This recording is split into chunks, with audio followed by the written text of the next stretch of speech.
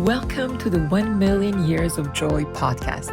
I'm Dr. Andrea Benaker, your host, and my intention is to inspire you to find more joy in your life through the stories from our guests and the science on joy and purpose.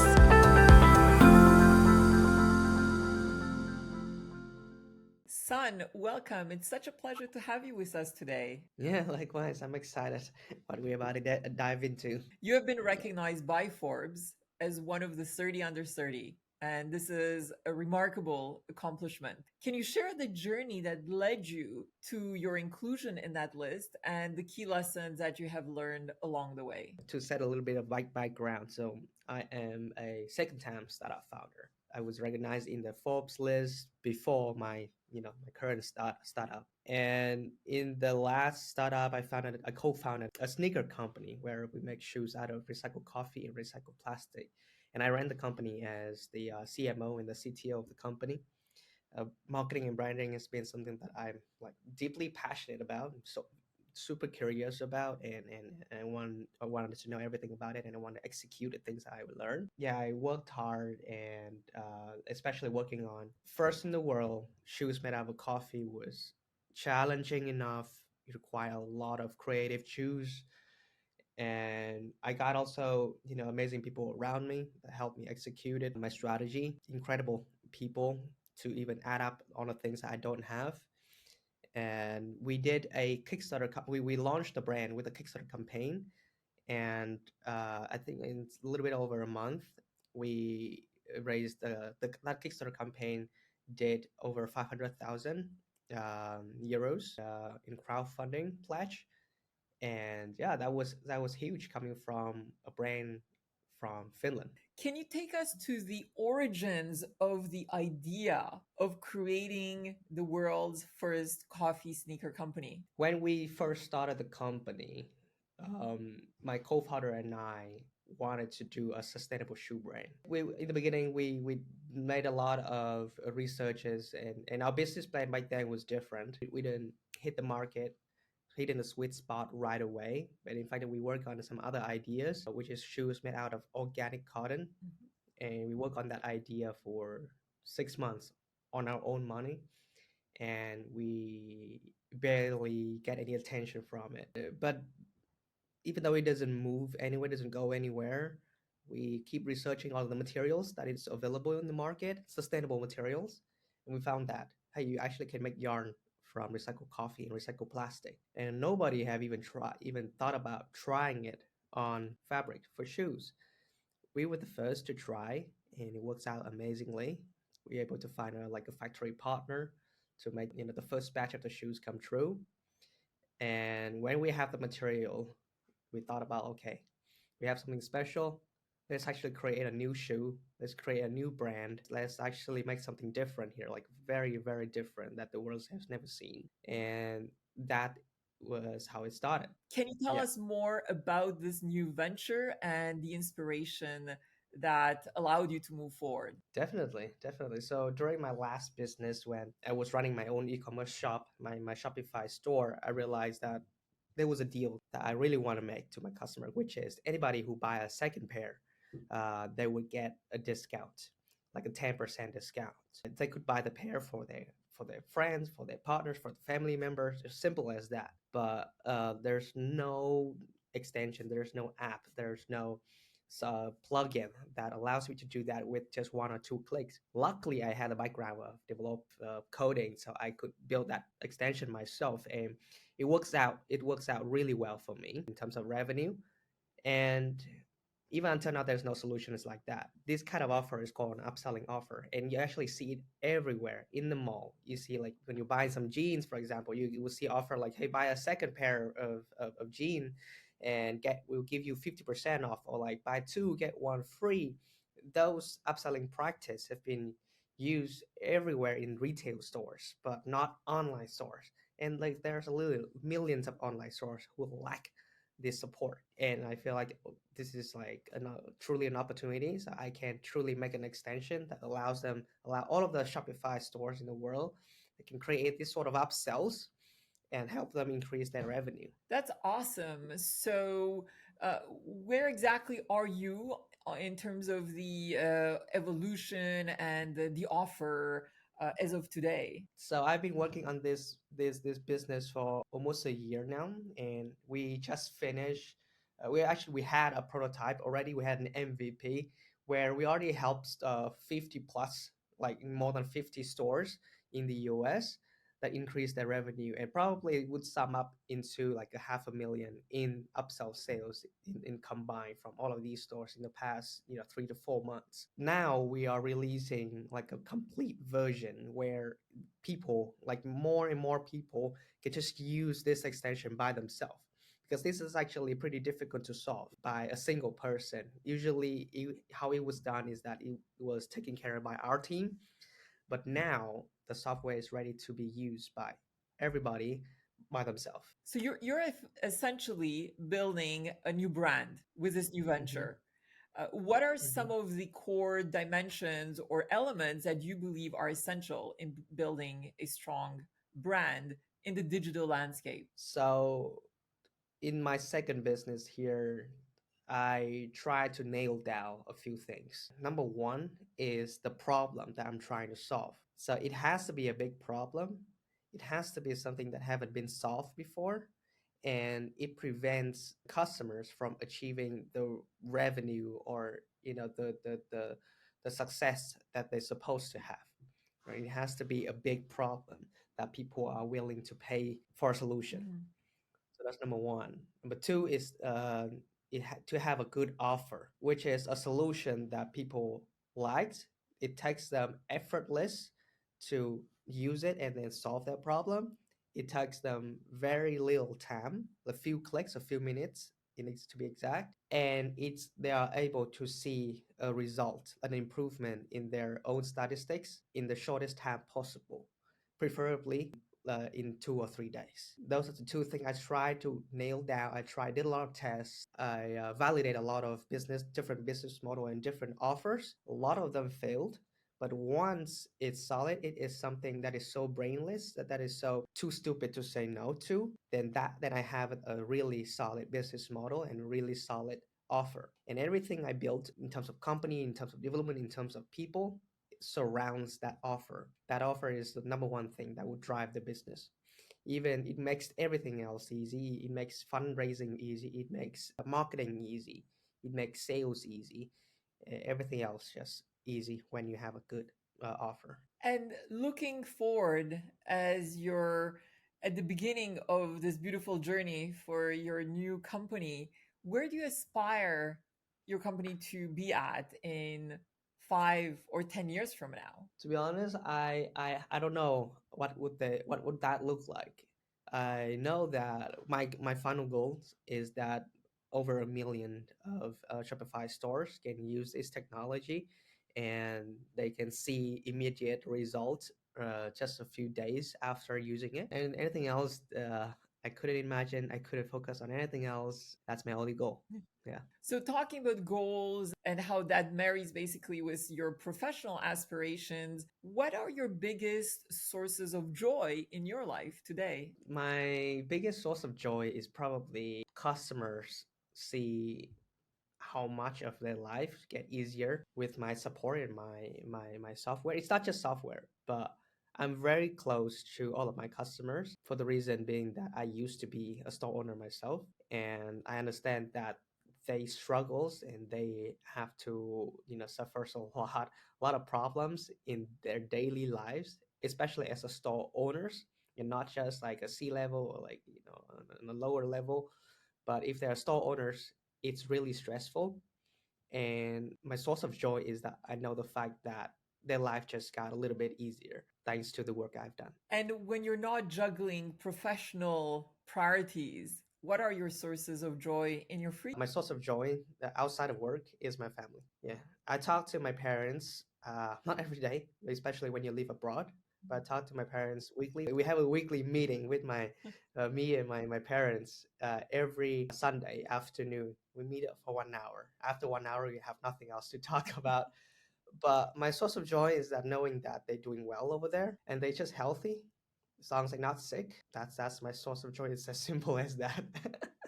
So your parents are in Vietnam, correct? Correct. And I know that you were born in Vietnam and you left when you pursued your studies. So tell us more about your experience in being raised in Vietnam and share more insights about the culture and the dimensions that inspired you actually to do what you do today. In Vietnam, it's very competitive market, even even when you're a kid. You probably heard about like this Asian stereotypes where kids always study. Yes. It is somewhat very true, and it's very competitive when you're young, and I think that carries on to my own personality too.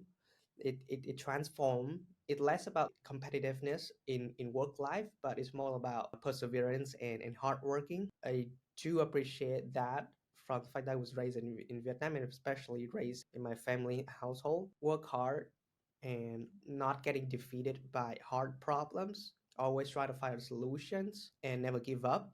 That's something that my parents instilled in me. I really appreciate them for that. What about when it comes to happiness and joy? What lessons or insights have they brought forward in your life on that topic? In Asian household, especially at least I can speak for Vietnamese household. You don't joy or happiness is not something people talk about.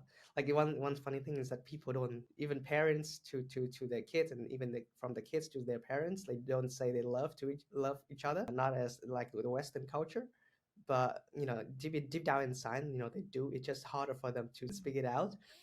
But I think from observation, not from something that they did deliberately, you know, uh, transfer it out to me, but from observation, I think the joy comes from family, from the stability and daily small happiness, and just simply being healthy and then staying together regardless of conflicts. Since you have lived in Finland for the last couple of years, and Finland being one of the countries that is qualified on the World Happiness Report as, as being a country that is super high up there in terms of ranking, Yeah. how has your view on happiness and joy evolved since you've moved from Vietnam to Finland? I think that doesn't impact me that much. Not because I'm Finland, but it's just that I basically moved from somewhere where I'm protected and surrounded by family members, surrounded by people that I know. Now moving to somewhere where I am completely a stranger to. And especially Finland, it's a small country, and the population is not dense, and you are forced to take care of things on your own from the first day that you step in here. So I was on a journey to find balance and find my own joys, enjoy through things that I got passionate or curious about, like finding my purpose, what I want to do. It wasn't something that comes to me right away. It's something that I have to find and balance. Son, can you tell us more about how you actually found your purpose? So back it up when I was a little kid then. I was a very curious kid about things I could do, particularly around solving my own problem. It starts from something really small, like learning a new language or passing an exam or how to be more productive every day. And I was just solving my own problem. It's hard, and there's always new things to learn, but I usually ended up able to fix my own problem. I'm able to like be more productive or like come up with things that works only for me. But when I realized that when I solve my own problem, I realized a lot of other people also have the same problem. Then I try to make us. Then I started to tap into something new, which is how to create a solution that other people also you can use it and solve the same problem too. That leads me into building a new business, right? And now my new purpose is to build a business that scale, that get to more people so that they solve those problems for themselves too. Because I think everything I do is not, I don't define it as my purpose, but it's simply something I have to get it done. Mhm. Um, or else I lose myself because like I know that's something that can be done, and if it's not me to do it, it's nobody else could do it.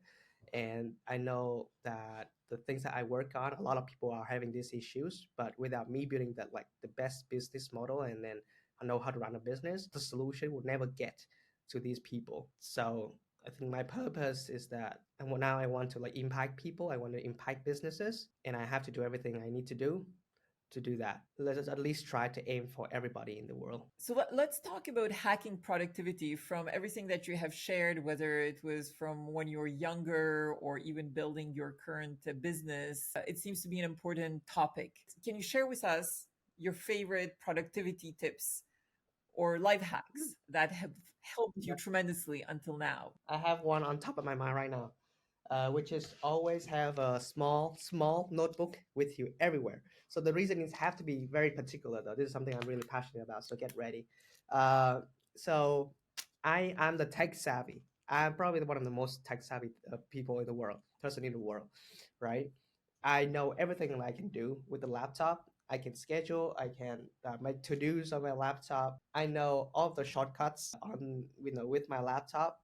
But yet the best productivity is this notebook. The reason is that a notebook is distraction free. Unlike a laptop, unlike a phone, they are filled with notifications. They are filled with things that get you distracted. They fill with internet, but a note is empty and blank, and it doesn't have constraints. So you can write it in whatever way you want. And as a business owner like myself, I have a lot of ideas and I have a lot of things I need to do, like call it ad hoc, right? It's just new things that I need to do, and I never able to organize it, no matter how much I use software. But if I just write it down, it suddenly becomes something that can be organized. Doesn't matter if I write it down correctly in the first time, I can always just rip it off and then rewrite it again until I know exactly the next thing that I have to do, and nothing else matters. Right? I can, as long as then I just go one by one by one. I just tackle the first task. When I'm done, I cross it out, and then the next one. If I have a new task, I just flip on the page, write it down, or if I need to reprioritize it, I just take them off and then just reorganize the task in my note. And the thing is that why it has to be small is that you can put it in your pocket, in your jacket, so that it carries you all the time, and you always need to have this loop here, and then you have your pen. So you're always ready to write. You can write it on the train. You can write it when you're waiting on the bus. You can write it everywhere. So that's my biggest life hack. Most underrated life hack. What Yeah. other hacks do you have or suggestions for future entrepreneurs that are looking at you and feel inspired by the fact that you won the Forbes 30 Under 30 award? What advice would you give to those aspiring entrepreneurs? Okay. Well, if I'm speaking to those people, then I would say that there is no other hacks than this notebook. It truly is no other hack. Well, it's simply because like when you win those sort of awards or any achievement in life, there is no shortcut. Your experiences and your skills and your knowledge, they compound over time. The longer you do it, the better and the faster and more certain you'll get to your goal, and you get to some of those achievements. Those achievements are just things that happen to you along the way. What you want to do, that's what matters. Select one thing that you want to do, you know, make it big, make it impactful, right? And then patience, and then just be patient. The longer it takes, the better it is, because you know more, your skill compound, your experiences compound, your network compound. The longer you do it, the likelihood of you will be successful. That's it. There's no other shortcut. And are there particular people that have truly inspired you in the past? I know in some instances or things I've been reading about you, you've mentioned Gary Vee as being a big inspiration. Can you share who are those people in your life that have truly inspired you? Yeah, Gary Vee used to be my inspiration. He still is, but I have a few more. uh, like one example is Alex Hormozy.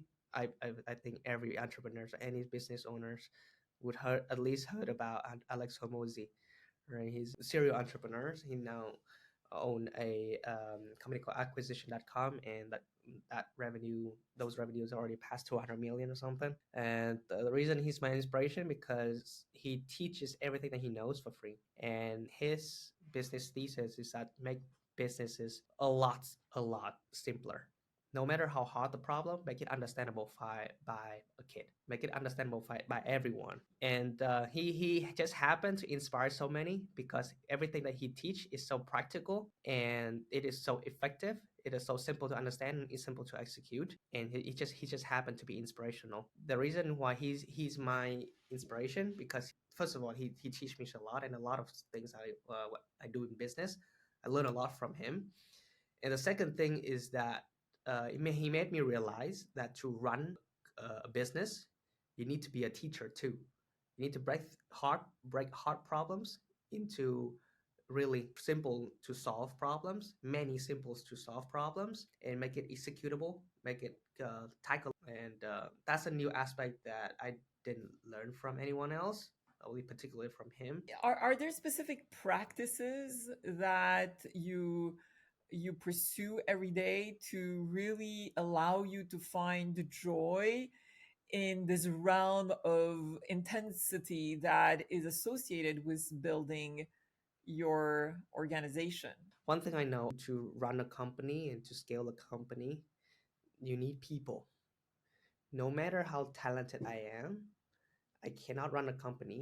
It's not a company until I have talented people to work with me, and they also able to run the company. So this is something that I struggle in my first business, but now I'm trying to be a lot better, which is able to attract talents and also give my purpose, give my visions to them and explain my vision to them so that they can understand and they would believe in the product, in the solution as much as I do, because it's stupid simple.